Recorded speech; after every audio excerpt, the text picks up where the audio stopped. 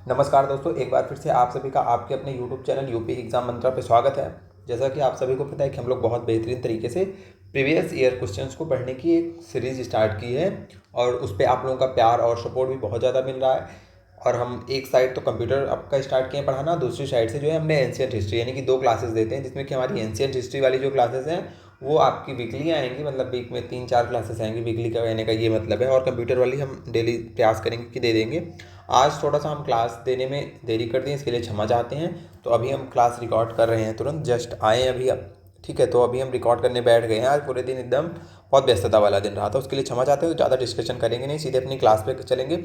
आज की क्लास में हम क्या देखने वाले हैं? आज की क्लास में हमारा नया चैप्टर स्टार्ट होगा, जिसमें कि हम इंटरनेट वाला जो चैप्टर हो, इंटरनेट टॉपिक से जितने क्वेश्चंस आते हैं उनको कवर करेंगे जो आए हुए हैं।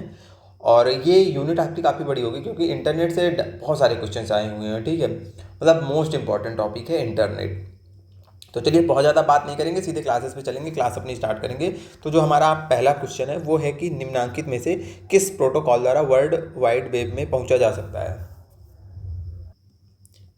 इसके ऑप्शंस हैं HTTP, SMTP, SLIP और उपयुक्त में से कोई नहीं। ठीक है, अब देखिए जो प्रोटोकॉल से क्वेश्चन होता है, ये प्रोटोकॉल से क्वेश्चन बहुत सारे आते हैं। यानी कि इंटरनेट पे देखिए, जो आपको सब पहले समझते हैं प्रोटोकॉल क्या है। ठीक है, अब इसी प्रश्न से हम स्टार्ट कर देते हैं चीज़ों को समझना। तो सबसे पहले हम यही समझेंगे कि जो हम प्रोटोकॉल देख रहे हैं, प्रोटोकॉल क्या होती है। प्रोटोकॉल, ठीक है, तो प्रोटोकॉल आपने सुना होगा, प्रोटोकॉल वर्ड बहुत ज़्यादा आपने सुना होगा कि जैसे एक राष्ट्रपति की एक प्रोटोकॉल होती है। जैसे आपको राष्ट्रपति से मिलने जाना है तो एक प्रोटोकॉल फॉलो करना पड़ता है। जैसे मान लीजिए आपको डिस्ट्रिक्ट मजिस्ट्रेट से मिलना है तो एक प्रोटोकॉल फॉलो करना होता है। ऐसा नहीं है कि जैसे आप नॉर्मली घर पर जैसे बातचीत करते हैं, जैसे बोल लेते हैं, वैसे ही आप राष्ट्रपति के साथ रह लेंगे, या फिर किसी भी हर अधिकारियों का एक प्रोटोकॉल होता है। ठीक है, तो उसी प्रकार का प्रोटोकॉल का साधारण सा मतलब ये होता है कि नियम कानून। सीधा सा प्रोटोकॉल का क्या मतलब है? नियम। ठीक है, नियम। तो अब देखिए हमारा क्या होता है, इंटरनेट होता है, हमारा होता है इंटरनेट। ठीक है, तो इंटरनेट पे बहुत सारा हम काम करते हैं। बहुत सारा काम का मतलब बहुत सारी सर्विसेज हमको मिलती हैं। जैसे हमें ईमेल सर्विस मिलती है, आप कहेंगे बिल्कुल मिलती है। हम चैट करते हैं। ठीक है, चैट का मतलब जो इंस्टेंट मैसेजिंग वाले ऐप होते हैं, जैसे आप व्हाट्सअप यूज कर रहे हैं, टेलीग्राम यूज कर रहे हैं, ये सब इंस्टेंट मैसेजिंग वाले ऐप हैं। और हम इंटरनेट के माध्यम से कॉल भी करते हैं। ठीक है, जैसे कि टेलीफोनी बोला जाता है, टेलीफोनी। ठीक है, उसके अलावा उसके अलावा भी अन्य बहुत सारी सर्विसेज होती हैं जिसका कि हम प्रयोग करते हैं इंटरनेट पर। तो अब देखिए हर सर्विस के लिए एक विशेष नियम कानून बनाया जाता है। हर प्रकार की सर्विस के लिए क्या बनाया जाता है? नियम। कि इस सर्विस के लिए ये नियम अप्लाई होगा, इस सर्विस के लिए ये नियम अप्लाई होगा, इस सर्विस के लिए ये नियम अप्लाई होगा। उन्हीं नियम को बोला जाता है प्रोटोकॉल। उन्हीं नियम को क्या बोला जाता है? प्रोटोकॉल। तो अब आप ये समझ चुके होंगे कि अच्छा, मतलब अलग अलग प्रकार की सर्विसेज हैं, तो जितनी प्रकार की सर्विसेज होंगी सबके लिए अलग अलग प्रोटोकॉल होगा। और यही क्वेश्चन आपसे आता है कि किस सर्विस का कौन सा प्रोटोकॉल होता है। यहाँ तक की चीज़ें आप लोग समझ गए ना? तो देखिए अब हम आपको कुछ सर्विसेज का प्रोटोकॉल लिखवा रहे हैं, वो आपको याद रखना है। ठीक है, जैसे आपकी ईमेल हो गई, पूछता है कि ईमेल मतलब जो ईमेल इंटरनेट सर्विस होती है, इस पर कौन सा प्रोटोकॉल होता है। एक सेकंड, इसकी हम एक लिस्ट बना देते हैं पहले, तब। ठीक है, यहाँ पे आइए, देखिए इस साइड में इधर लिख लीजिए इंटरनेट सर्विस, इंटरनेट सर्विस, और इधर लिख लीजिए प्रोटोकॉल। ठीक है, इसको रट डालिएगा यहाँ से। सबसे पहला हम यही देखेंगे, आपका ईमेल हम देख रहे थे, ईमेल ही देख लेते हैं। तो ईमेल की कई सारी प्रोटोकॉल्स होती हैं, जैसे SMTP, उसके बाद आपका POP3 होता है, IMAP होता है, IMAP। ठीक है, ये ईमेल के लिए प्रोटोकॉल, ये प्रोटोकॉल्स यूज होती हैं। उसी प्रकार अब हम बोले कि इंटरनेट टेलीफोनी के लिए, यानी कि टेलीफोनी के लिए कौन सा प्रोटोकॉल आपका यूज होता है, तो आपको बताना है VoIP। इसका क्या होता है फुल फॉर्म? इसका फुल फॉर्म भी आपको याद रखना है। इसका याद रख लीजिएगा कि VO से होता है आपका वॉइस, और IP से होता है इंटरनेट प्रोटोकॉल, यानी कि इसका होता है वॉइस ओवर। हाँ, V से होता है आपका वॉइस हो गया, O से हो गया ओवर, हो गया voice over, internet, internet protocol, protocol. अच्छा, SMTP का क्या होता है? तो सिंपल मेल ट्रांसफ़र प्रोटोकॉल लिख लीजिएगा, सिंपल मेल ट्रांसफ़र प्रोटोकॉल। ठीक है, इसी प्रकार टेलीफोनी के लिए हो गया।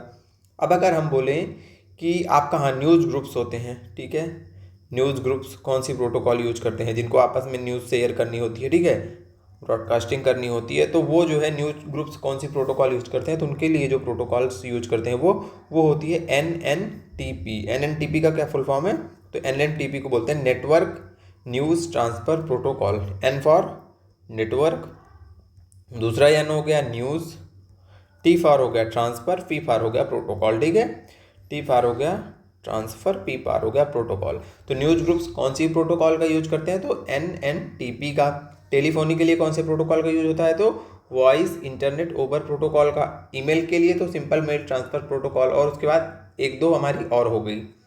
अच्छा, अब ये जो हमारे इंस्टेंट चैटिंग जिस पे करते हैं, यानी कि हम चैटिंग बोलें या इंस्टेंट मैसेजिंग बोलें, इसके लिए कौन सी प्रोटोकॉल का यूज होता है, तो आपको याद रखना है IRC, मतलब internet, I for internet, IRC, sorry हमने LRN लिख दिया है, IR इसको कर लीजिए, IRC। I फॉर आपका इंटरनेट हो गया, R फॉर हो गया रिले, और C फॉर हो गया चैट। तो इंटरनेट रिले चैट, ये याद रखना है। ठीक है, यहाँ तक की चीज़ें हो गई।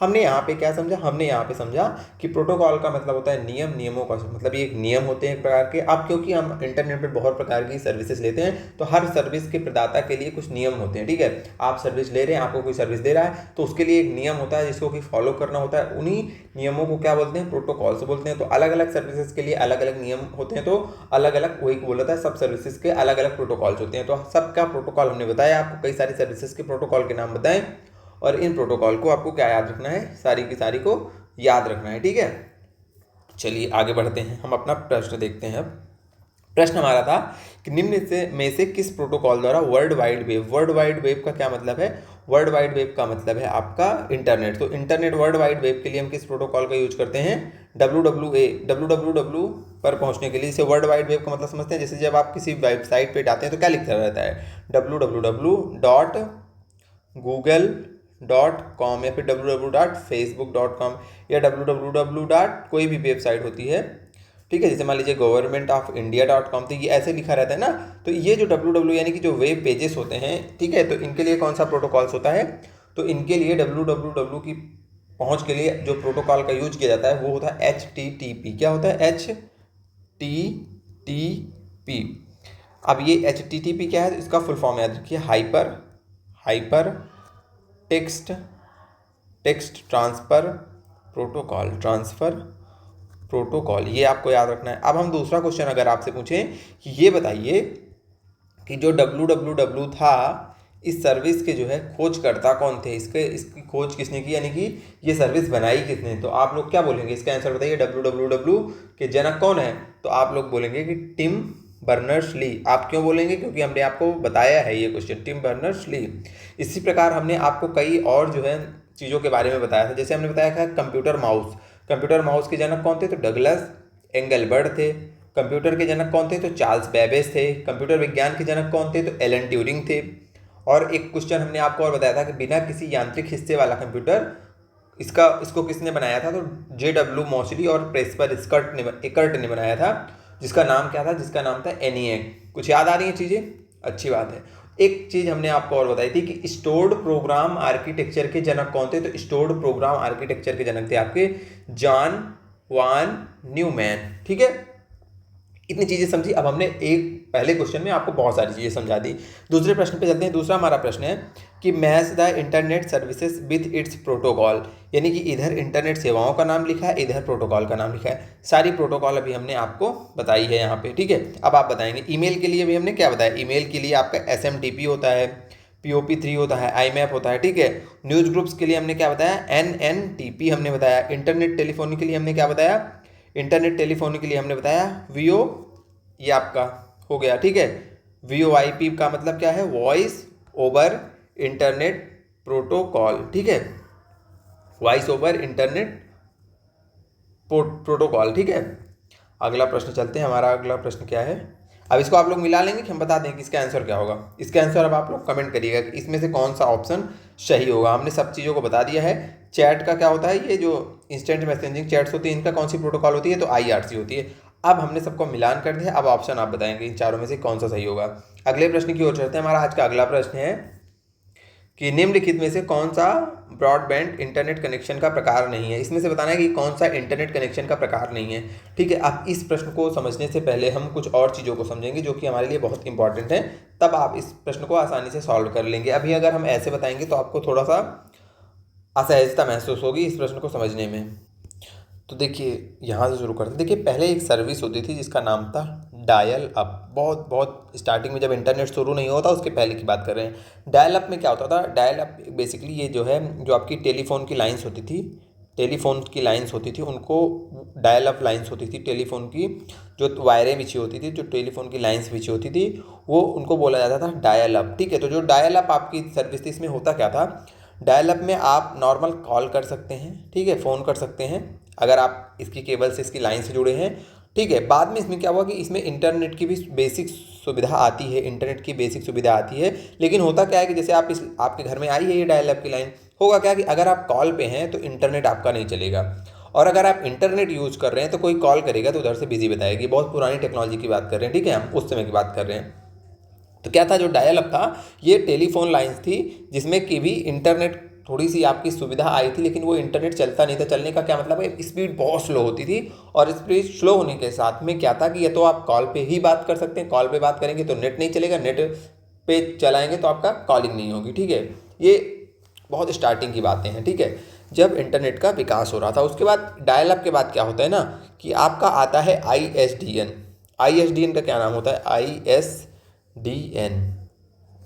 ISDN का फुल फॉर्म होता है integrated, I for integrated, integrated services digital network. अब इसमें क्या किया गया था कि जो ये प्रॉब्लम थी कि कॉल के साथ आप इंटरनेट, या भी इंटीग्रेटेड सर्विसेज लिखा है ना, मतलब दोनों सर्विस को इंटीग्रेट कर दिया, ऐसा समझिए आप। ठीक है, अब इसमें क्या था कि आपकी चाहे कॉल हो, ठीक है, और आपकी चाहे इंटरनेट हो, दोनों चीज़ें क्या चलती थी? दोनों चीज़ें ये अब साथ में चलती थी। ठीक है, अब इस सर्विस में क्या हुआ, कॉल और इंटरनेट दोनों साथ में चलने लगी, लेकिन स्पीड यहाँ पे भी बहुत स्लो होती थी। स्पीड क्या होती थी? बहुत स्लो होती थी, बहुत ज़्यादा स्लो। ठीक है, यानी कि ना के बराबर यहाँ पे भी स्पीड होती थी। इसके बाद इसके बाद की जो टेक्नोलॉजी आती है उसमें इस प्रॉब्लम को सॉल्व किया जाता है, और उसको जो वो नवीन टेक्नोलॉजी आती है उसको DSL बोला जाता है। DSL का मतलब डिजिटल सब्सक्राइबर लाइन। अब ये डिजिटल सब्सक्राइबर लाइन क्या होती है? डिजिटल सब्सक्राइबर जो लाइन होती है वो आपकी यही वाली लाइन होती है, जो ये जो लाइंस है ना, अभी सब लाइंस, इन्हीं लाइंस की बात कर रहे हैं। ये जब जैसे जैसे इसमें थोड़ा सा नवीन टेक्नोलॉजी लाई जा रही है, जैसे यहाँ कॉल पे बात नहीं हो रही थी, इंटरनेट चल रहा था तो कॉल नहीं तो इंटरनेट नहीं, इसको सॉल्व किया गया, फिर उसको बोला गया ISDN। अब क्या किया गया यहाँ पे, ये तो सॉल्व हो ही चुका है, अब स्पीड पे भी वर्क हो गया। अब स्पीड भी काफ़ी ठीक ठाक आने लगी आपकी, तो इसको बोला जाता था digital subscriber line.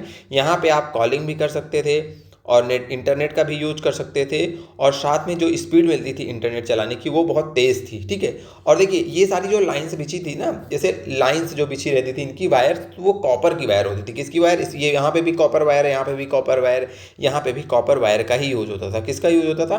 Copper wire. और जो आपका ये इंटरनेट के जो सिग्नल चलते थे वो इन कॉपर वायर्स में इलेक्ट्रिक सिग्नल्स के रूप में चलते थे। ठीक है, इलेक्ट्रिक यानी कि बिजली के सिग्नल के रूप में आपका जो इंटरनेट था वो चलता था। ये बात आपको याद रखनी है। अच्छा, इसके बाद क्या याद रखना है? इसके बाद याद ये रखना है कि जब हम और ज़्यादा नवीन टेक्नोलॉजी आ जाती है, अब यही जो है DCS, ये क्या है आपका DSL यानी कि डिजिटल सब्सक्राइबर लाइन, बाद में यही जो है ऑप्टिकल लाइन। अब क्या होता है, अब आपके लिए ऑप्टिकल लाइन जो आप देखते हैं ना, जो आप ब्रॉडबैंड लगवाते हैं, वाईफाई की सर्विसेज लेते हैं, वो वाली वायर वाली, ऑप्टिकल फाइबर वाली, अब आपका ये ऑप्टिकल फाइबर आ जाता है। ऑप्टिकल फाइबर में क्या होता है, जो आपका वायर है, जो आपका तार है, वो क्या हो जाता था, यहाँ पे कॉपर तार का यूज होता रहा है, लेकिन ऑप्टिकल फाइबर में क्या होता है, पतले पतले कांच के जो है रेसे होते हैं, पतले कांच के रेसे होते हैं, और उसके माध्यम से जो होता है क्या आपका, उसी में सिग्नल्स आपके आते हैं। किसके सिग्नल? इंटरनेट के। अब ये सिग्नल जो भी आते हैं वो आपके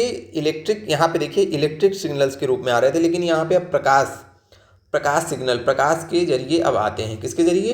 प्रकाश के जरिए। ठीक है, प्रकाश के जरिए। और जिस टेक्नोलॉजी से आते हैं उससे आपको पता होगा, सब लोग जानते होंगे कि ऑप्टिकल फाइबर में प्रकाश का पूर्ण आंतरिक परावर्तन पर ये वर्क करता है। प्रकाश के पूर्ण आंतरिक परावर्तन पर ये वर्क करता है इसी सिद्धांत पर, प्रकाश के पूर्ण आंतरिक परावर्तन के सिद्धांत पर ये वर्क करते हैं ऑप्टिकल फाइबर। अब आपके घरों में जो ऑप्टिकल फाइबर के माध्यम से लाइनें बिछी हुई हैं, अब देखिए अब इंटरनेट बहुत तेज चलने लगा। अब इंटरनेट की स्पीड क्या हो गई, बहुत ज़्यादा तेज हो गई, ठीक है। तो ये चीज़ें आपको याद रखनी है कि डायल अप क्या है, अगर आपसे पूछा जाए तो डायल अप और क्या है, टेलीफोन लाइंस की जो बिछी होती थी उन्हीं में वही थी, लेकिन उसमें जो है इंटरनेट की बेसिक सुविधा दी गई। लेकिन क्या था कि अगर कॉल चलती थी तो नेट नहीं चलता था, नेट चलता था तो कॉल नहीं होता था। और इसको देखते हुए इसको ये जानिए कि इसको इंटरनेट की लाइंस माना भी नहीं जाता था। इंटरनेट की लाइंस जैसे ये आपकी ब्रॉडबैंड जो है ये आपके नेट की लाइंस है, ये नेट की सुविधा दे रही हैं, लेकिन ये बेसिकली जो आपका डायल अप था ये नेट के लिए बनाया ही नहीं गया था, बस ये कॉल के लिए बनाया गया था। बाद में इसमें थोड़ा बहुत नेट का आप यूज कर सकते थे, ठीक है। ये याद रखना है कि डायल अप नेट की लाइन नहीं थी, ठीक है, नेट इंटरनेट के लिए इसका नहीं था उपयोग, बस बेसिक, ठीक है, बेसिक एक पृष्ठभूमि बनी थी। ISDN जो आया ये भी आपका कॉल की इंटरनेट की सुविधा थोड़ा बहुत देना शुरू किया, कॉल और इंटरनेट दोनों साथ चल सकता था, लेकिन यहाँ पे भी इंटरनेट बहुत सुस्त था, ठीक है। अब आपका जो DSL आता है, यहाँ से क्या होता है, यहाँ से डिजिटल सब्सक्राइबर लाइन की शुरुआत होती है, ठीक है। डिजिटल सब्सक्राइबर लाइन की शुरुआत होती है, यहाँ से आपको नेट में स्पीड देखने के लिए मिलती है, ठीक है। बाद में ऑप्टिकल फाइबर आता है, ठीक है। और ये सब तो वायर्ड वाले सिस्टम है जिनसे वायर्ड के माध्यम से आपको इंटरनेट मिलता है। उसके बाद आजकल तो एलन मस्क वाला आप सब लोग सुने होंगे, सैटेलाइट नेट भी आ गया है, ठीक है। उपग्रहों के माध्यम से आपको डायरेक्ट इंटरनेट मिलेगा।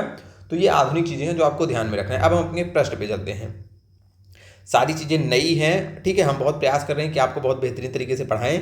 आप बताइएगा कि क्लासेस आपको कैसे लग रही हैं, क्या हम जो समझाने की कोशिश कर रहे हैं आप लोगों को समझ में आ रहा है या फिर कोई असुविधा महसूस हो रही है। क्वेश्चन हमारा यही था कि निम्नलिखित में से कौन सा ब्रॉडबैंड इंटरनेट कनेक्शन का प्रकार नहीं है, इस पर गौर कीजिएगा। इंटरनेट कनेक्शन का प्रकार नहीं है। DSL, satellite, dial up, fibre optics. तो फाइबर ऑप्टिक्स है, वर्तमान में ही इसका आप देख रहे हैं जो आपके ब्रॉडबैंड वाईफाई चल रही है वायर्ड कनेक्शन वाली, वो सब ऑप्टिकल फाइबर पे, जैसे जियो जो फाइबर है, ठीक है। एयरटेल एयर फाइबर की नहीं बात कर रहे हैं, केवल फाइबर की बात कर रहे हैं, जो आपके ऑप्टिकल्स, जो आपके वो जो घर में तार नहीं आते, तार की से लाइनें पीछे होती हैं ऑप्टिकल फाइबर की, उसकी। तो ये आपका फाइबर ऑप्टिक हो गया, ये तो नेट प्रोवाइड करता ही है इंटरनेट कनेक्शन।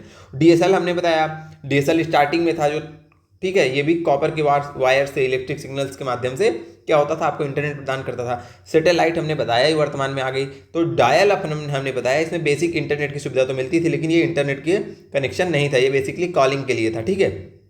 राइट आंसर क्या हो जाएगा इसका, यही इसका राइट आंसर हो जाएगा। अगले प्रश्न में पढ़ते हैं। हमारा आज का अगला प्रश्न है कि लिखा है कि यहाँ पे लिखा है डॉट डॉट में सभी ऑनलाइन गतिविधियाँ शामिल हैं जो जानबूझकर या अनजाने में रिकॉर्ड की जाती हैं, ठीक है।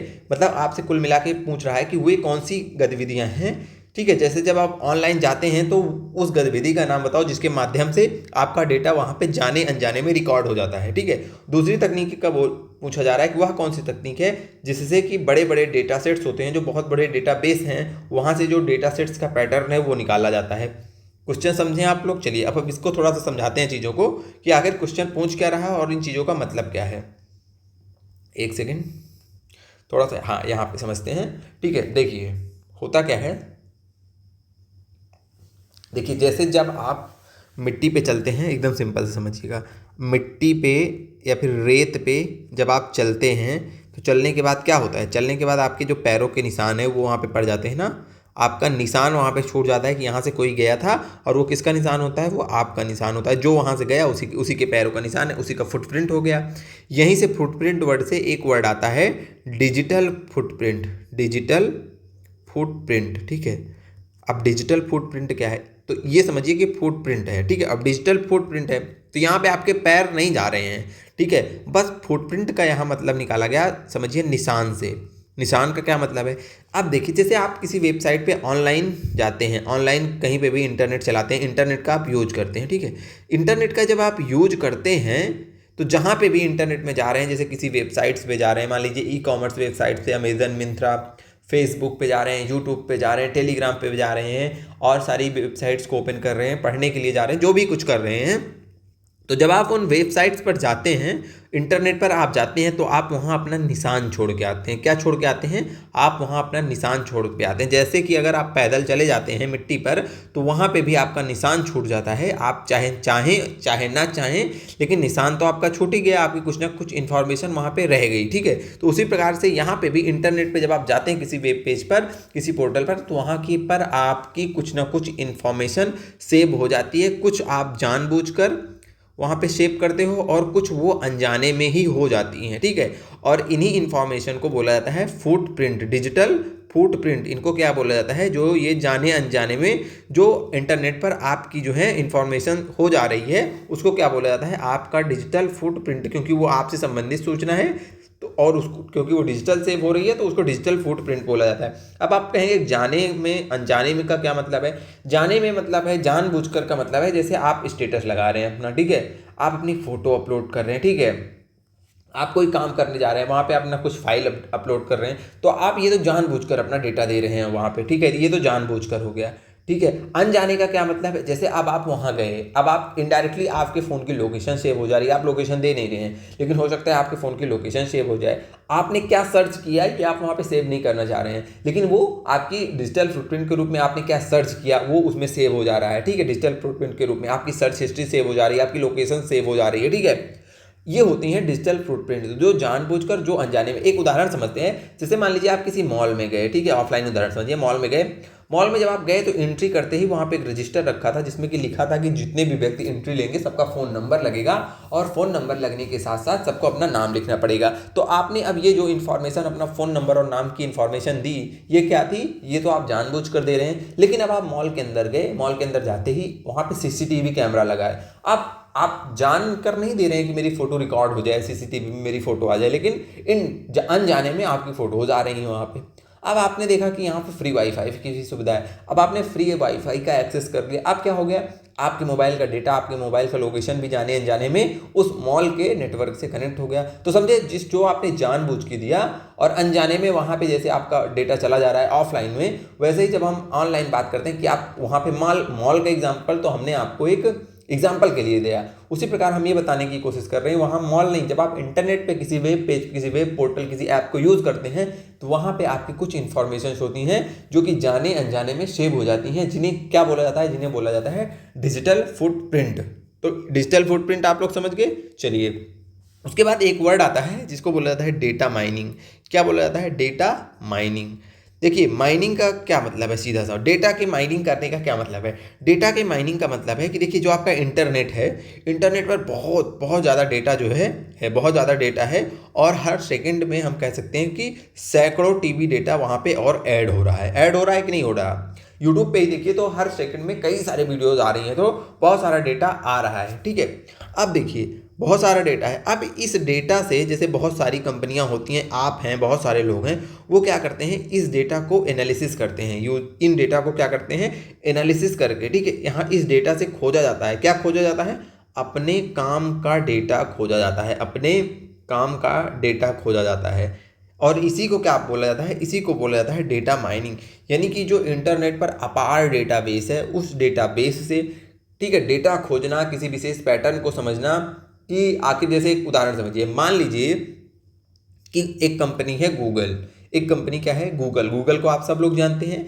अब ये क्या करता है, जैसे जब आपका जैसे आप गए, आप एक यूज़र हैं, अब आपने जो गूगल पे सर्च किया, ठीक है, आपने जो गूगल पे सर्च किया, अब ये क्या करता है कि आपके पूरे डेटा को एनालिसिस करता है अपने काम के लिए, आपके पैटर्न को समझता है। आप जैसे यूज कर रहे हैं अपने मोबाइल पे, इसके पास बहुत सारा डेटाबेस है, ये क्या समझने की कोशिश करता है, आपका क्या पैटर्न है, आपकी रुचि क्या है, उसी के अनुसार फिर ये आपको क्या दिखाता है, ऐड दिखाता है। जैसे आपने कुछ सर्च कर लिया, मिंत्रा पे जाके आप शूज सर्च कर लिए, तो हर जगह आपको शूज दिखेगा। तो ये होती है डेटा माइनिंग की, जो कंपनियां होती हैं। एक उदाहरण समझाने के, अब गूगल क्या कर रहा है कि आपके डेटा की माइनिंग कर रहा है, यानी कि इंटरनेट पे बहुत सारा डेटा है, वहां से आपसे रिलेटेड जो डेटा है, आपसे जुड़ा हुआ जो डेटा है, उसको ढूंढ रहा है, आपके पैटर्न को समझ रहा है, ठीक है।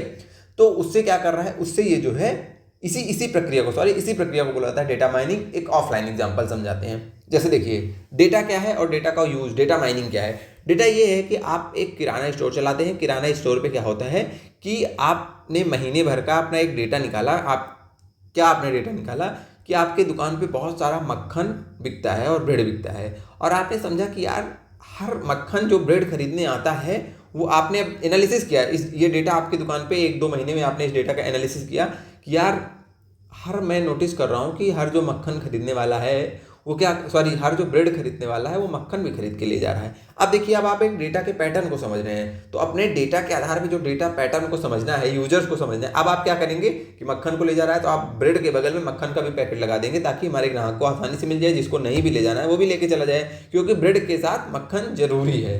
ये डेटा आप, ये जो आपने निष्कर्ष निकाला डेटा माइनिंग करके, डेटा बेस से जो पैटर्न समझे, इसे ही कहते हैं डेटा माइनिंग। यानी कि बहुत सारा जो इंटरनेट पे डेटा है, उस डेटा में अपने काम के डेटा को निकालना, डेटा पैटर्न को समझना, ये क्या कहलाता है, डेटा की माइनिंग कहलाता है। अब चलते हैं क्वेश्चन पे। क्वेश्चन में यही 2 चीज़ें पूछा था। क्या पूछा था? पहली चीज़ पूछा था कि सभी ऑनलाइन गतिविधियां शामिल हैं जो जानबूझकर या अनजाने में रिकॉर्ड हो जाती हैं। तो ये क्या है? हमने बोला कि जो जाने अनजाने में आप गए, आप एक वहाँ पे गतिविधियां जो थी वो रिकॉर्ड हो गई, वो कहलाती है डिजिटल फुटप्रिंट। और वह तकनीक जिसमें बड़े डेटा सेट से पैटर्न निकाला जाता है, यानी कि बड़े डेटा जो डेटाबेस है वहाँ से एक विशेष अपने काम के डेटा पैटर्न को निकाला जाता है, अपने काम के डेटा पैटर्न को समझा रखा जाता है, वो क्या कहलाता है? वो कहलाता है डेटा माइनिंग। तो इसका राइट आंसर क्या हो जाएगा? Option A. ठीक है, अगले प्रश्न पे चलते हैं। आज का हमारा अगला प्रश्न है कि आईआरसी का विस्तार बताइए। आईआरसी का विस्तार अभी हमने स्टार्ट में बताया था कि जो आपकी इंस्टेंट मैसेजिंग की जो प्रोटोकॉल है उसको क्या बोला जाता है? उसको बोला जाता है आईआरसी। आईआरसी का क्या फुल फॉर्म होता है? आईआरसी का फुल फॉर्म होता है इंटरनेट रिले चैट। तो इसका क्या ऑप्शन हो जाएगा? इसका ऑप्शन हो जाएगा बी। अब हम आशा करते हैं कि ये चीज़ भी आप लोग आसानी से समझ चुके हैं। क्षमा चाहते हैं दोस्तों, थोड़ा सा खांस, ऐसे बोलते बोलते गला जो है ना फंस गया था थोड़ा से। तो हमारा ये 5वां क्वेश्चन हो गया, इसके बारे में हमने पढ़ लिया है।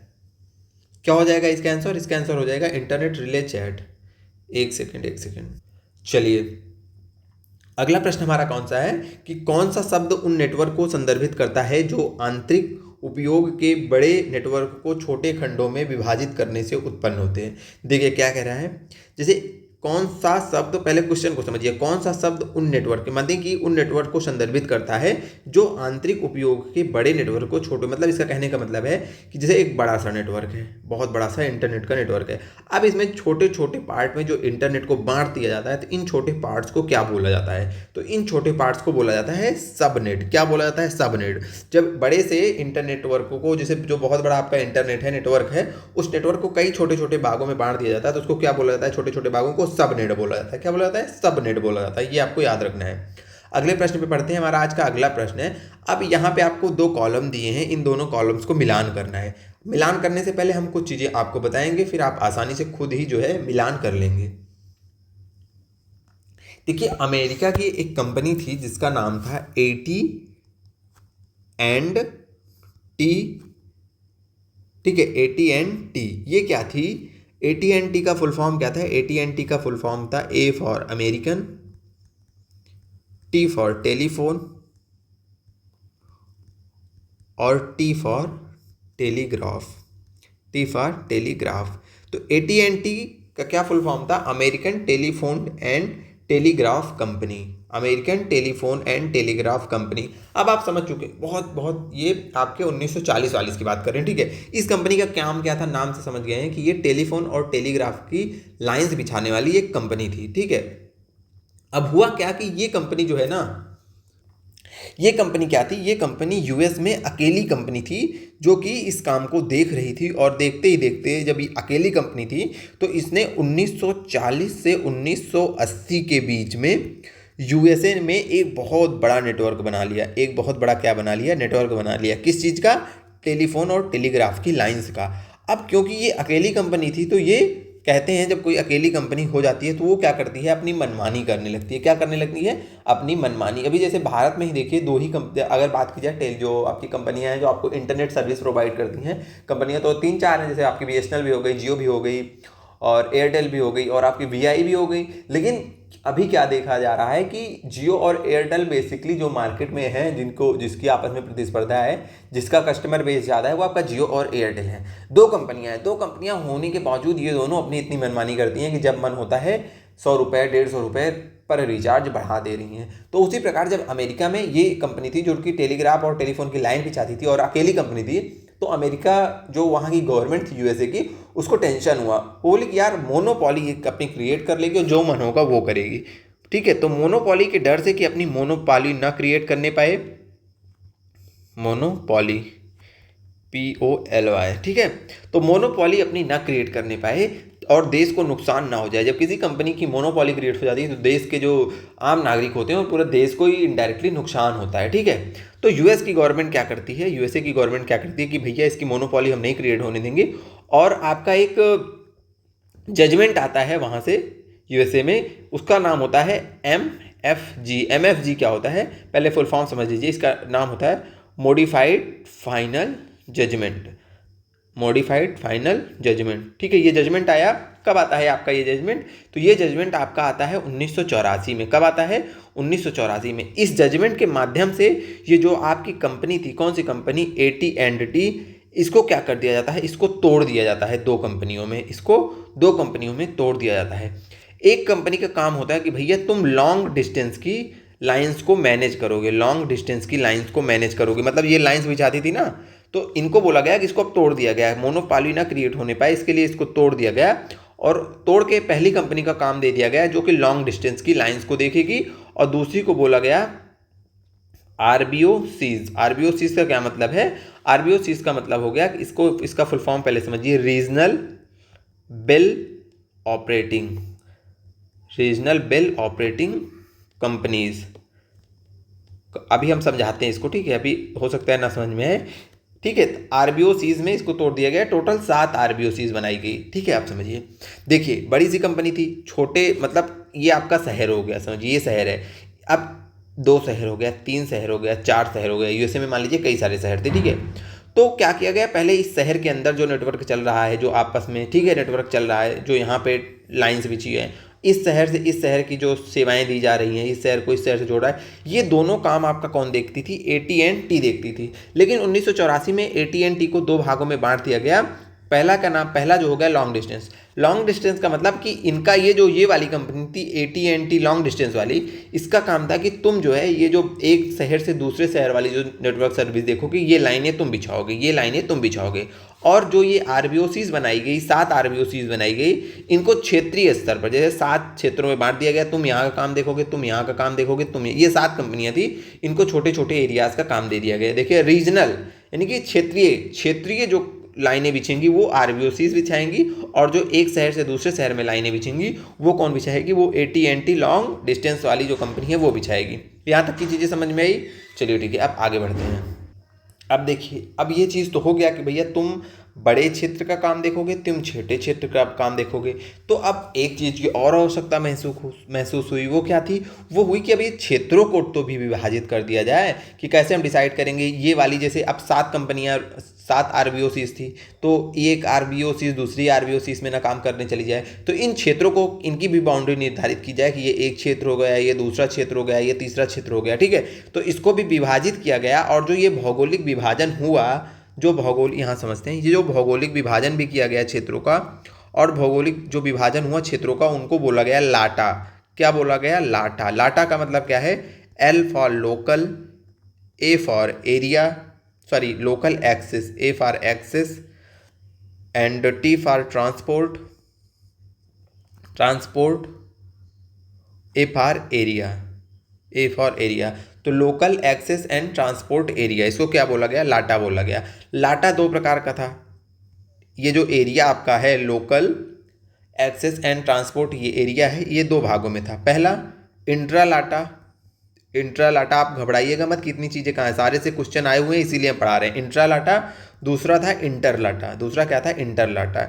इंट्रा लाटा क्या था, इंट्रा लाटा था कि एक ही, जैसे ये जो है इसके अंदर जो नेटवर्क था, इसके अंदर के जो एरिया का विभाजन किया गया था, जैसे आपका ये एक क्षेत्र हो गया, अब इस क्षेत्र में जैसे कंपनियां अलग अलग है ना, कई सारी RBOCs क्या है इन क्षेत्रों के अंदर, तो इसके अंदर जो क्षेत्रों का विभाजन किया जाएगा, यानी कि एक शहर के अंदर जो क्षेत्रों का विभाजन किया जाएगा उसको बोला जाता था इंट्रा लाटा। और जो ये अब ये शहरों का, पूरे शहरों का भी तो विभाजन किया जाएगा, ये एक शहर हो गया, ये दूसरा शहर हो गया, ये तीसरा, इस पूरे को क्या बोला जाता था, इसको बोला जाता था इंटरलाटा, इंटरलाटा, ठीक है। इंटरलाटा और इंट्रालाटा आप लोग समझिए। लाटा क्या है, तो लाटा जो है यूएसए में जो ये कंपनी का बंटवारा किया गया, कंपनी के बंटवारे किए जाने के बाद भौगोलिक विभाजन भी किया गया कि कंपनियां आसानी से अपने क्षेत्र में जो है सर्विसेज दे पाएँ, उसको क्या बोला गया, उसको बोला गया लाटा, ठीक है। यहाँ तक की चीज़ें आप समझ चुके हैं, चलिए हम आशा करते समझ चुके हैं, और नहीं समझे होंगे तो थोड़ा सा वीडियो को पीछे करिएगा, फिर से देखिएगा। अब अपने प्रश्न की ओर चलते हैं। प्रश्न हमारा क्या था, अब देखिए, अब यहीं से समझिए, ऑप्शन कॉलम में ऑप्शन एक क्या है, AT&T लॉन्ग लाइन्स। तो AT&T लॉन्ग लाइन्स क्या थी बताइए, AT&T लॉन्ग लाइन्स थी। जब इसका विभाजन हुआ, AT&T का विभाजन हुआ तो ये दो भागों में इसको बांट दिया गया। AT&T एक लॉन्ग डिस्टेंस, इसी लॉन्ग डिस्टेंस को क्या बोला गया, AT&T लॉन्ग लाइन्स बोला गया। दूसरा क्या था, RBOCs। ये लॉन्ग लाइन्स बड़े शहर के नेटवर्क देखती थी, ये छोटे एरिया में। चलिए आगे चलते हैं, देखते हैं इसका आंसर क्या होता है। इसका आंसर क्या होगा, पहला है, इधर से देखते हैं AT&T के लिए, देखिए कौन सा सही होता है, regional companies created after AT&T's breakup.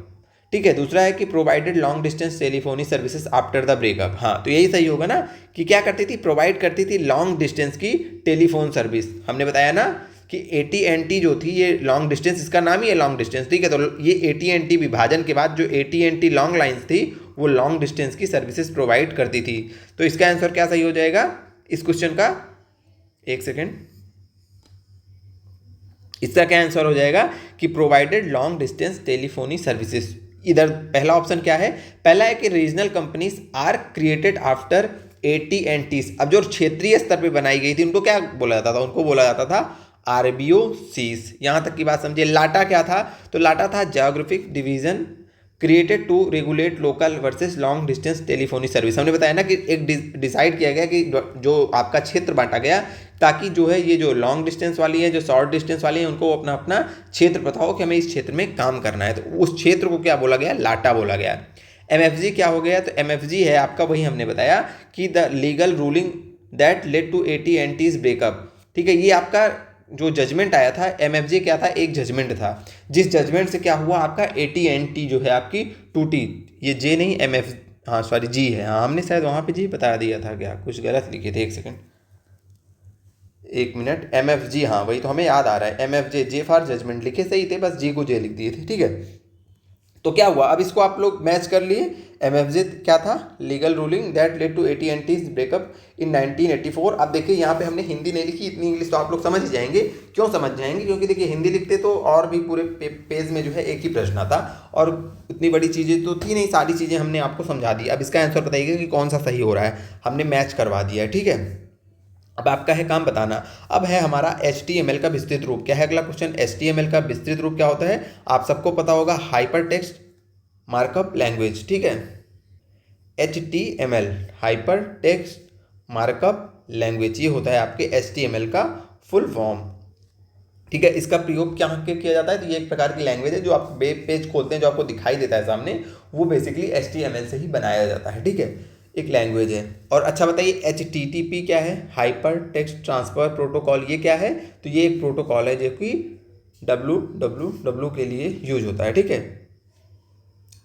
आगे देखते हैं अगला प्रश्न। हमारा अगला प्रश्न है कि कंप्यूटर प्रणाली के अंतर्गत डेटा जो हस्तांतरण यानी कि डेटा ट्रांसमिशन की आवृत्ति सीमा को क्या कहते हैं, डेटा ट्रांसफर की आवृत्ति सीमा को क्या कहते हैं, आपको ये बताना है। तो देखिए, जो डेटा ट्रांसफर होता है इसकी आवृत्ति सीमा को क्या बोला जाता है, बैंडविड्थ बोला जाता है। क्या बोला जाता है, बैंडविड्थ बोला जाता है। ठीक है, एकदम आपको ऐसे ही याद कर लेना। अगर आपसे पूछा जाए कि डेटा हस्तांतरण की जो है क्या होती है, डेटा ट्रांसमिशन की आवृत्ति सीमा को क्या कहते हैं, तो डेटा ट्रांसफर की आवृत्ति सीमा को बैंडविड्थ कहते हैं। ठीक है, अगला क्वेश्चन हमारा क्या है, अगला क्वेश्चन है कि टेलीफोन नेटवर्क के तारों पर डेटा संचरण द्वारा इंटरनेट उपलब्ध कराने के लिए कौन सी प्रौद्योगिकी इस्तेमाल की जाती थी। ध्यान दीजिएगा, क्या लिखा है, टेलीफोन नेटवर्क के तारों पर डेटा संचारण के लिए इंटरनेट उपलब्ध कराने के लिए, यानी कि जो टेलीफोन की लाइन्स बिछी थी उसके माध्यम से इंटरनेट प्रोवाइड करवाया जाता था, उस प्रौद्योगिकी का, उस टेक्नोलॉजी का क्या नाम था। अब देखिए, हम एक क्वेश्चन आपको इतना बढ़िया से पढ़ाए हैं, उससे ये क्वेश्चन रिपीट हो रहा है, दिखाते हैं कहाँ पे। ये क्वेश्चन हमने आपको पढ़ाया था, यहाँ पे पढ़ाए थे ना, डायल अप पढ़ाए थे, ISDN बुलाए थे, DSL भी पढ़ाए थे। हमने बोला ना कि जो टेलीफोन लाइन्स थी पहले तो ISDN आया, जब उसमें डायल अप में भी आपका कॉल चलता था, इंटरनेट चलता था। फिर हमने बताया कि ये भी वही टेलीफोन की वायर वाली, कॉपर वायर वाली लाइन थी, जिसमें भी कॉल और नेट दोनों साथ ही चलने लगा था। तो यही DSL के बारे में यहाँ पे पूछ रहा है। एक सेकेंड, ये देखिए, ये है क्वेश्चन हमारा। कह रहा है कि टेलीफोन नेटवर्क की लाइन जिस पर कि डेटा संचरण तथा इंटरनेट उपलब्ध कराया जाता था। ठीक है, इंटरनेट उपलब्ध कराया जाता था, तो क्या था आपका, DSL, जिसको का फुल फॉर्म क्या है, जिसका फुल फॉर्म है डिजिटल सब्सक्राइबर लाइन। क्या नाम है जिसका फुल फॉर्म है डिजिटल सब्सक्राइबर लाइन। और ये आपका URL का फुल फॉर्म है URL, यूनिफॉर्म रिसोर्स लोकेटर, ठीक है, जो कि आपको बताता है इंटरनेट पे यूआरएल होता है ना, हर पेज का बहुत सारे पेजेस हैं तो हर पेज का समझिए एक एड्रेस होता है। यूआरएल क्या होता है? एड्रेस होता है, जो कि आपको उस लोकेशन पर पहुंचाता है, उस वेब पेज पर पहुंचाता है। चलिए अगला प्रश्न हमारा क्या है? आज का अगला प्रश्न है कि निम्न में से कंप्यूटर नेटवर्क में क्या अद्वितीय नहीं है, मतलब क्या यूनिक नहीं होता है, मतलब कंप्यूटर नेटवर्क में क्या यूनिक नहीं होता है। तो देखिए जो कंप्यूटर नेटवर्क होता है उनके जो आप उसमें जो आपका कंप्यूटर है उसका जो आईपी एड्रेस है, आईपी एड्रेस आपके कंप्यूटर का जो आईपी एड्रेस है अब वो दुनिया में किसी और कंप्यूटर का नहीं हो सकता, ये यूनिक होता है। और बेसिकली आईपी एड्रेस होता क्या है? तो बेसिकली समझिए आईपी एड्रेस आपके कंप्यूटर का नाम है, आपके कंप्यूटर का एक यूनिक नाम है। क्या नाम है? एक यूनिक नाम है, एक अद्वितीय नाम है। जैसे आपकी क्लास में राहुल नाम के 2 बच्चे तो हो सकते हैं, लेकिन राहुल का जो पहचान है वो राहुल से नहीं है, वो राहुल की पहचान राहुल के रोल नंबर से है। अब दोनों राहुल का रोल नंबर तो कभी नहीं एक हो सकता, रोल नंबर हरदम अलग होगा। तो जो राहुल का क्लास में जो पहचान है वो उसके रोल नंबर से है, एक का रोल नंबर 1 है, एक का रोल नंबर 7 है। अब राहुल का नाम ही समझ लीजिए कि रोल नंबर 1 और 7 से जो है जब पहचाना जाएगा क्लास में तो 1 और 7 से पहचाना जाएगा। तो 1 और 7 राहुल के नाम का भी काम करेगा और राहुल के विशेष समझिए उसका एक कोड भी है 1 और 7, ठीक है, पहले राहुल का 1 दूसरे राहुल का 7। तो ये क्या होता है? इसी प्रकार इंटरनेट में जो आपका कंप्यूटर है उस कंप्यूटर का जो आईपी एड्रेस होता है वो यूनिक होता है, और जो आईपी एड्रेस होता है वो समझिए इंटरनेट पर आपको पहचान दिलाता है। आपके कंप्यूटर की पहचान किससे होगी? आपके आईपी एड्रेस से होगी। आपका कोई डेटा सर्वर से आपके पास डेटा आ रहा है तो आपके आईपी एड्रेस पे आ रहा है, सर्वर से डेटा जा रहा है तो आपके आईपी एड्रेस, जैसे सर्वर से कोई डेटा लेना चाहता है तो यहाँ से बोलेगा ना कि मुझे आपने सर्च किया ये, तो आपके आईपी एड्रेस पे अब उस सर्वर से डेटा आ रहा है, ठीक है। तो आईपी एड्रेस क्या होता है? यूनिक होता है, और इंटरनेट पे आपके सिस्टम की जो कंप्यूटर की पहचान है, जिस सिस्टम का आप यूज़ कर रहे हैं उसकी जो पहचान है वो उस आईपी एड्रेस से होगी। और जो पहचान होती है, पहचान आपके किससे? आपके नाम से है, तो पहचान को नाम भी बोला जाता है। तो इसीलिए कहा जाता है कि जो कंप्यूटर नेटवर्क में आईपी एड्रेस और कंप्यूटर का नाम, ये 2 चीज़ें यूनिक होती हैं। आप कंप्यूटर का नाम ये नहीं मतलब है कि आप अपने कंप्यूटर का नाम रख ले रहे हैं अपने नाम से। जैसे मान लीजिए मैं अपने कंप्यूटर का नाम रख दूं योगेंद्र, तो योगेंद्र उस नाम की बात नहीं हो रही है, क्योंकि मैं अपने पीसी का नाम योगेंद्र रखा हूँ, कोई और अपने पीसी का नाम योगेंद्र रख सकता है। तो ये यूनिक नहीं है, यूनिक आईपी एड्रेस है, और ओरिजिनल में उसका जो नाम है, जो उसकी पहचान है इंटरनेट पर, वो उसके आईपी एड्रेस से ही होगी। तो ये इस तथ्य में ये दोनों चीज़ें यूनिक होती हैं। और जो वर्क ग्रुप का नाम है ये यूनिक नहीं होता, तो इसका आंसर यही हो जाएगा, ठीक है। बढ़ते हैं अगले प्रश्न की ओर। अब पूछ रहा है कि एक कुकी, ये आपसे पूछ रहा है कि कुकी क्या है। ऑप्शन ए उपयोगकर्ता की वेब गतिविधियों के बारे में सभी जानकारी संग्रहित करना। ऑप्शन बी उपयोगकर्ताओं द्वारा, ठीक है, कर्ता देखिए यहाँ पे गलत लिखा है, इसको सही कर लीजिए, उपयोगकर्ता कर्ता कर्ता कर्ता उपयोगकर्ता की, तो ऐसे ही समझ लीजिए, ऑप्शन क्या ही पढ़े, समझ लीजिए कुकी क्या होती है। जैसे जब किसी वेबसाइट पे आप क्लिक करते हैं, ओपन करते हैं वेबसाइट को, तो उसमें लिखता है ना कि अपनी कुकी अलाउ करो, अपनी कुकी ना अलाउ करो। तो कुकी कुछ नहीं है, कुकी कुछ भी नहीं है, छोटी सी चीज़ है समझने वाली। आप ऐसे समझ लीजिए कि जब आप किसी वेबसाइट पे जाते हैं तो जो आपने जिस हिसाब से वहाँ पे काम किया, मतलब आपकी जो गतिविधियाँ थी, आपकी गतिविधियों की याददाश्त आपकी जो गतिविधियाँ उसकी याददाश्त जो है उस वेबसाइट पर सेव हो जाती है। तो जो आप काम वहाँ पे कर रहे हैं, आपकी गतिविधियाँ वहाँ पे सेव हो जाती हैं, नॉर्मल गतिविधियाँ, जैसे आपने क्या सर्च किया, क्या नहीं सर्च किया, ठीक है, कौन से वेब पेज पे आप उसमें गए, जैसे वेबसाइट पे बहुत सारे वेब पेजेस होते हैं। तो जो आपकी नॉर्मल गतिविधियाँ जो है उस वेबसाइट पर डिजिटल याददाश्त के रूप में सेव हो जाती हैं, वो क्या होती हैं? कुकी कहलाती हैं। उदाहरण के लिए इंटरनेट पर का जो हम उदाहरण आपको दे रहे हैं, ज़्यादातर उदाहरण हम आपको ऑफलाइन दे रहे हैं, कि ऑफलाइन का मतलब ये है कि जो आपके दैनिक जीवन से जुड़ी हुई चीज़ें हैं, ताकि आप आसानी से समझें। अभी हम इंटरनेट को इंटरनेट की भाषा में समझाएंगे, क्योंकि अगर इतना ही आप समझ मतलब होता है, टेक्निकल चीज़ें, टेक्निकल को टेक्निकल वे में समझाएंगे तो उतनी अच्छी अंडरस्टैंडिंग नहीं बनेगी। तो इसको अब एकदम डेली आपको समझाते हैं। आप एक स्टूडेंट, ऐसे सोचिए, आप एक रेस्टोरेंट पे जाते हैं, किस में जाते हैं? रेस्टोरेंट में। पहले दिन आप गए तो आपने वेटर को बुलाया, बोले आप कि वेटर 1 कप चाय लेके आओ बिना चीनी वाली। वेटर बढ़िया गया, लेके आया। अच्छा, दूसरे दिन फिर आप गए, बोले 1 कप चाय लेके आओ बिना चीनी वाली। अब जैसे आप जब तीसरे दिन जाओगे ना, तो वेटर अब आपसे आएगा, हो सकता है चाय पूछे लेकिन चीनी उनी नहीं पूछेगा, अब आपको वो बिना चीनी वाली ही ले आके देगा। फिर चौथे दिन आप वहाँ जाओगे तो आप जाओगे, वेटर आपसे पूछेगा नहीं, सीधे आपको चाय लेके आएगा बिना चीनी वाली। अब क्या हो गया कि वेटर ने आपके बिहेवियर को जान लिया कि आप यहाँ आके क्या डिमांड करोगे। तो जो ये आपके बिहेवियर को जान लिया, उसकी जो मेमोरी उसने सेव कर ली अपने अंदर, वो क्या है? वो कुकी, आपकी कुकी उसने अपने अंदर सेव कर ली। यही होती है वेबसाइट्स पर कुकीज़, जो आपसे रिलेटेड इन्फॉर्मेशन को सेव कर लेती है, आपकी गतिविधियों से संबंधित। तो ठीक है, अब आप बताइए ऑप्शन, आप देख के बता देंगे आप। पहला है कि उपयोगकर्ताओं की वेब गतिविधियों के बारे में जानकारी संग्रहित करना। आप कहेंगे बिल्कुल यही हो गया, यही इसका आंसर है, आगे जाने की जरूरत ही नहीं है। चलिए अब बढ़ते हैं अगले प्रश्न की ओर। हमारा आज का अगला प्रश्न क्या है? अगला प्रश्न है कि निम्नलिखित में से क्या कंप्यूटर प्रणाली से संबंधित नहीं है। अब आपको बताना है इसमें क्या कंप्यूटर प्रणाली से संबंधित नहीं है। पहला ऑप्शन है पीपीपी का मतलब होता है point two point protocol. Point two point का प्रोटोकॉल का मतलब होता है, इसमें एक पॉइंट से दूसरे पॉइंट से समझिए कि पॉइंट टू पॉइंट प्रोटोकॉल का मतलब होता है, एक उदाहरण समझाएं, जैसे आप एक एयरटेल एयर फाइबर या एयरटेल फाइबर के द्वारा सर्विस ले रहे हैं, तो एयरटेल फाइबर का जो है सर्वर वो सीधे आपके घर में पॉइंट टू पॉइंट जुड़ा हुआ है। ऐसा नहीं है कि अब आपका पड़ोसी भी अगर एयरटेल एयर फाइबर से जुड़ा है तो आपकी गतिविधियों के बारे में उसको जानकारी होगी, नहीं। यहाँ जिससे आप ले रहे हैं, जो आपका सर्वर है, जो क्लाइंट है, केवल वो दोनों आपस में क्या करते हैं, इंट्रोड्यूस करते हैं, आपस में बातचीत करते हैं, ऐसे समझिए। तीसरे को नहीं यहाँ पे इंक्लूड करते, यानी कि ये होता है आपका पॉइंट टू पॉइंट प्रोटोकॉल। जैसे कि आप एयरटेल से ले रहे हैं एयर फाइबर से सर्विस, तो एयरटेल जो भी आप डेटा चाहिए वो फटाक से एयरटेल एयर फाइबर जो है आपको प्रोवाइड करवा रहा है। अब उसी एयरटेल एयर फाइबर से सर्विस आपका पड़ोसी ले रहा है, तो वो जानकारी उसको नहीं होगी, ना आपको उसकी होगी ना उसकी आपकी होगी। आप लोग उससे सीधे जुड़े हुए, आप भी उससे डायरेक्ट जुड़े हुए, वो भी उससे डायरेक्ट जुड़ा है, ये नहीं कि आप लोग आपस में जुड़े हुए, ठीक है। ये होता है point two point protocol. FTP क्या होता है? फाइल ट्रांसफर प्रोटोकॉल होता है, इससे फाइल ट्रांसफर होती हैं। यूआरएल का होता है, यूआरएल होता है यूनिक रिसोर्स लोकेटर, ठीक है। और ईपीएफ क्या होता है? ईपीएफ होता है, अब यही ईपीएफ हो जाएगा आंसर, क्योंकि ईपीएफ का मतलब होता है एम्प्लॉय प्रोविडेंट फंड। ये आपका कंप्यूटर प्रणाली से संबंधित नहीं है, यानी कि यही हो जाएगा आपका आंसर। बाकी ये तीनों चीज़ें कंप्यूटर से संबंधित हैं। हमारा अगला क्वेश्चन, अब हमारा अगला प्रश्न है कि आईएसडीएन एक दूर संचार प्रौद्योगिकी है जहां, देखिए आईएसडीएन के बारे में हमने आपको स्टार्टिंग में बताया था कि जो आपका आईएसडीएन है, जो आपका डायल अप आया था, डायल अप के बाद आईएसडीएन आया था, आईएसडीएन के बाद क्या आया था आपका, अब वो आप बताएंगे, ठीक है। हमने बताया ना जब इंटरनेट में पहले क्या हुआ था, पहले आपका आया था डायल अप। डायल में क्या होता है? डायल अप क्या था? जो आपके इंटरनेट की, जो आपकी फ़ोन लाइनें बिछी हुई थी, उसी से इंटरनेट चलाने का प्रयास किया गया, लेकिन बहुत सफलता नहीं मिली, क्योंकि जब इंटरनेट चलता था तो फ़ोन नहीं चलता था, फ़ोन चल रहा था तो इंटरनेट नहीं चलता था, और स्पीड भी बहुत कम होती थी। डायल अप के बाद आईएसडीएन आया। आईएसडीएन में वही सेम टेलीफोन की लाइन थी, बस थोड़ा सा टेक्नोलॉजी चेंज किया गया, और अब क्या होता था, अब इंटरनेट और फ़ोन दोनों साथ साथ में चलाया जाने लगा, दोनों साथ साथ में चलाया जाने लगा। ये अच्छी बात थी, लेकिन स्पीड अभी भी बहुत स्लो थी। फिर उसी टेलीफोन की लाइन को और अपग्रेड किया गया, और नई टेक्नोलॉजी लाई गई, तो आपका डीएसएल कहलाया, डिजिटल सब्सक्राइबर लाइन कहलाई। डिजिटल सब्सक्राइबर लाइन आपकी क्या होती थी?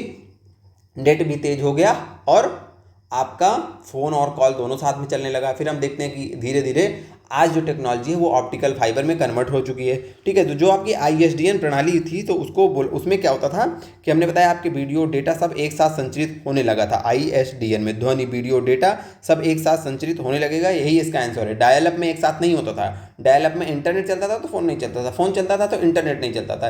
लेकिन जो आपका आईएसडीएन आया उसमें दोनों चीज़ें होने लगी थी, सारी चीज़ें होने लगी थी, बस स्पीड स्लो थी। बस क्या थी? बस स्पीड स्लो थी। तो इसका आंसर क्या होगा कि ध्वनि वीडियो एवं डेटा सब एक साथ संचारित होते हैं।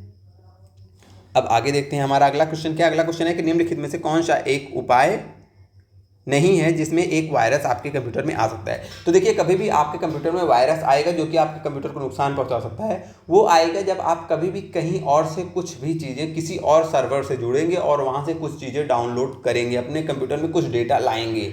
हो सकता है उसी डेटा के माध्यम से आपके कंप्यूटर में आ जाए वायरस। तो वायरस तभी आएगा जब आप और कहीं जाके जुड़ेंगे, इतना दिमाग में रखना है। अब उसी के साथ आप सॉल्व करिए।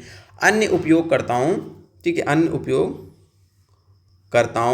के साथ संगति संचिकाएं या छवियां साझा करना। मतलब देखिए, कंप्यूटर की जो हिंदी होती है ना, कंप्यूटर का जब आप क्वेश्चन देखिएगा तो इंग्लिश में जाइएगा, हिंदी में मत जाइएगा। हिंदी में जाएंगे तो हिंदी इतनी टफ लिखी होगी तो आप समझ नहीं पाएंगे। इसका सीधा सा मतलब है कि जब आप कोई फाइल या फिर कोई आपकी इमेज फाइल कुछ भी एक दूसरे के साथ शेयर करेंगे तब आ सकता है कंप्यूटर।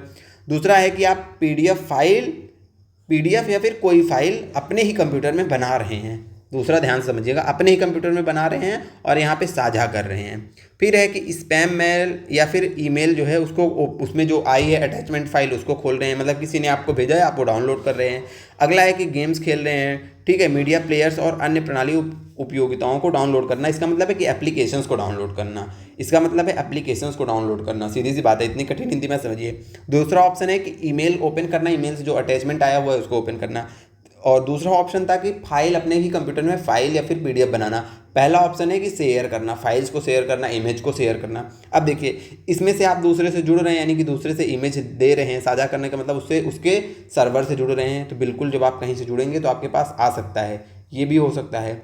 ये भी हो सकता है क्योंकि यहाँ पे आप एप्लीकेशन सॉफ्टवेयर डाउनलोड कर रहे हैं, ठीक है। यहाँ पे भी आ सकता है ईमेल से अटैचमेंट हो खोल ओपन कर रहे हो सके तो अटैचमेंट में ही वायरस बैठा हो, कोई फाइल यहाँ पे भी डाउनलोड कर रहे हैं, किसी से जुड़ रहे हैं, लेकिन यहाँ तो अपने ही कंप्यूटर में हम फाइल बना रहे हैं। तो यही माध्यम है कि हमारा इससे संक्रमित नहीं हो सकता। वही पूछ रहा है कि कब जो है कंप्यूटर वायरस से संक्रमित नहीं हो सकता। चीज़ें समझें। चलिए बढ़ते हैं अगले प्रश्न में। अगला प्रश्न बहुत सिंपल सा है, पूछ रहा है कि वेब ब्राउज़र कौन सा नहीं है। तो देखिए आपका फायरफॉक्स हो गया वेब ब्राउज़र है, माइक्रोसॉफ्ट एज वेब ब्राउज़र है, ठीक है, नेटस्केप नेविगेटर भी वेब ब्राउज़र है, बल्कि जो आपका गूगल है, गूगल वेब ब्राउज़र नहीं है, दिमाग में रखना है। गूगल एक सर्च इंजन है जिस पे आप सर्च करते हैं। वेब ब्राउज़र आपका क्रोम है। वेब ब्राउज़र क्या है आपका? क्रोम है। जब आप गूगल पे कुछ सर्च करते हैं, जब उस वेबसाइट पे क्लिक करते हैं तो जो जिस पे वो ब्राउजिंग होती है वो क्रोम पे होती है। गूगल तो केवल एक सर्च इंजन है, ठीक है। गूगल क्या है? गूगल एक सर्च इंजन है। और कुछ सर्च इंजन का आप नाम बताइए तो आप कहेंगे जैसे याहू है, याहू भी क्या है आपका? सर्च इंजन है, ठीक है। चलिए बढ़ते हैं अगले प्रश्न की ओर। आज का हमारा अगला प्रश्न है कि ई कॉमर्स, ई लर्निंग, ई बैंकिंग, एम कॉमर्स आदि निम्नलिखित में से कौन सी सेवाएं? तो देखिए सब में ई लिखा है, मतलब ऑनलाइन से संबंधित है, और जो सेवाएं ऑनलाइन से संबंधित होती हैं, ठीक है, इंटरनेट से संबंधित होती हैं, उसको ई, इंटरनेट से ई फॉर इंटरनेट से समझिए, ठीक है।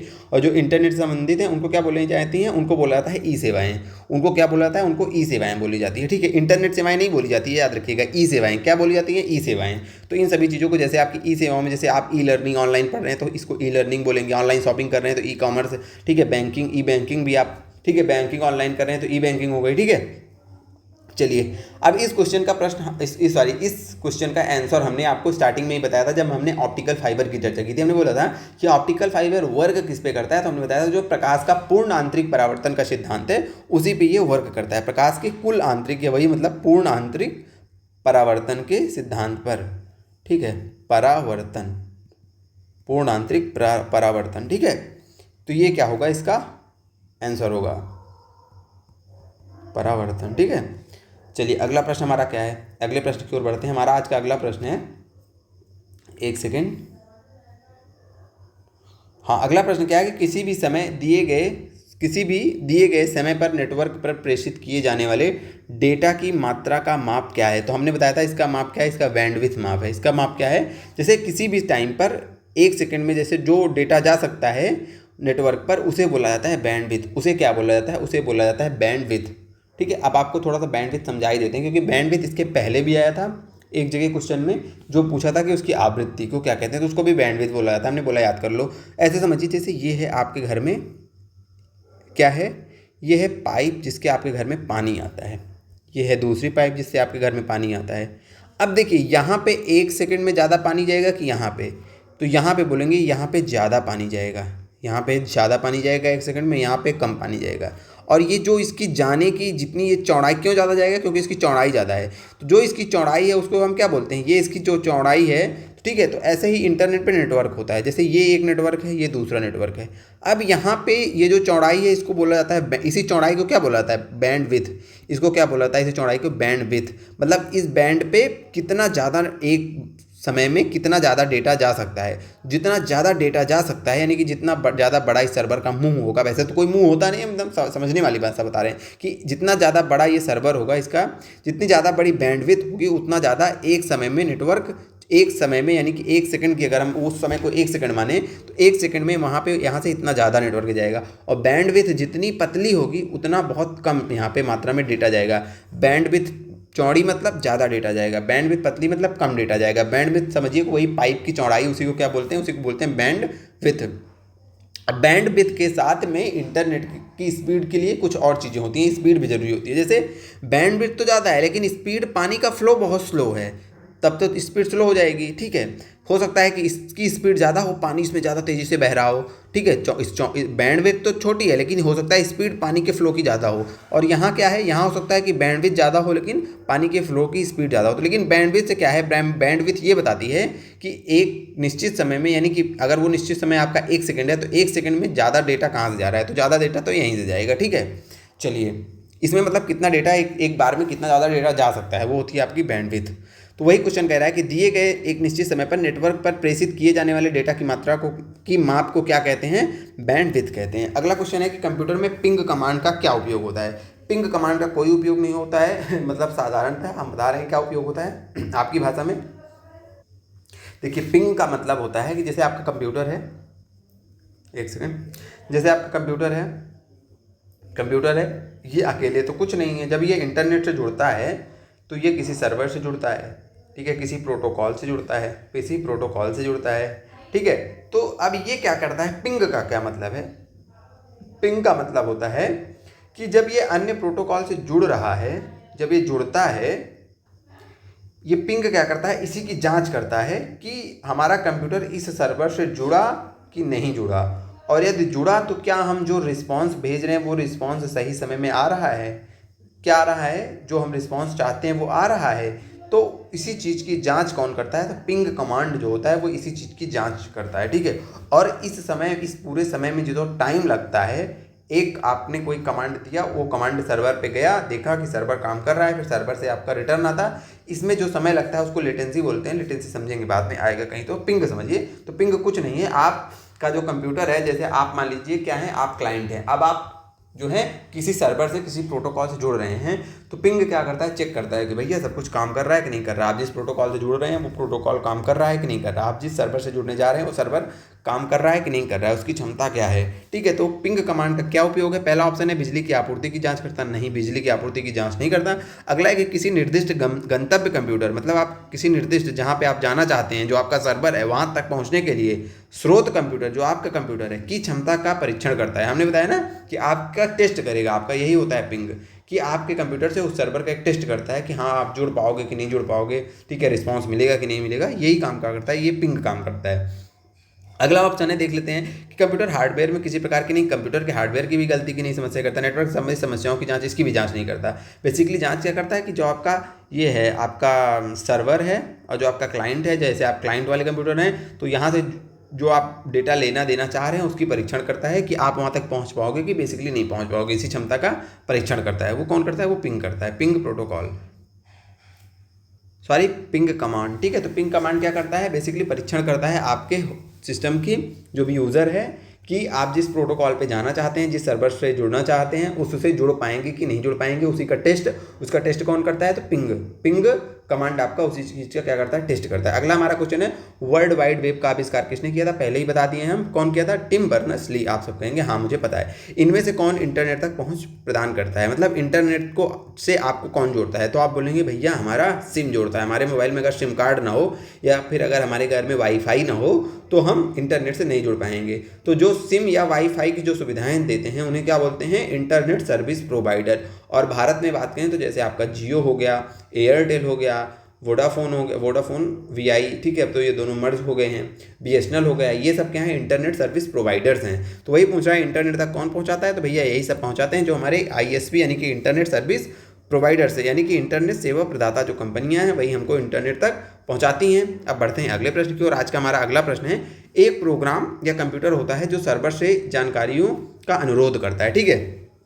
पूछ रहा है कि वह कौन है जो कि किसी अन्य सर्वर से जुड़कर जानकारी से अनुरोध करता है। पहले समझिए सर्वर क्या होता है। देखिए ये आप बैठे हैं, आप ये बैठे हैं और यहाँ पे रखा है आपका सिस्टम, आप यहाँ से कंप्यूटर चला रहे हैं, ठीक है। अब आप जुड़े गूगल से, मान लीजिए आपने कोई सर्च किया, तो अब ये क्या जो आप सर्च करते हैं वो किसी न किसी, जो आप अब यहाँ पे सर्च किया, मान लीजिए आपने सर्च किया भारत की राजधानी, तो आपको यहाँ पे दिल्ली लिख के आ जाएगा, दिल्ली के बारे में बहुत सारी चीज़ें आपको यहाँ पे बताई जाएंगी। अब ये जानकारियाँ आ कहाँ से रही हैं? तो एक जगह है जहाँ पे बहुत मात्रा में जो है डेटा का क्या है? स्टोर है, और उस डेटा स्टोरेज से आप जो है कनेक्ट होते हैं और वहाँ से जो है आप अपना जो डेटा है, वो जो आपकी सूचना चाहते हैं वो सूचना आपके पास आती है। अब ये जो डेटा स्टोरेज है, ये बहुत बड़े बड़े डेटा सेंटर बनाए गए हैं जहाँ बहुत बहुत बड़े मात्रा के जो है कंप्यूटर होते हैं, मतलब जो बहुत बहुत ज़्यादा क्षमताओं वाले कंप्यूटर्स होते हैं, जहाँ पे डेटा क्या किया जाता है? स्टोर किया जाता है। तो इसको बोला जाता है सर्वर, जिससे आप डेटा ले रहे हो उसको बोला जाता है सर्वर।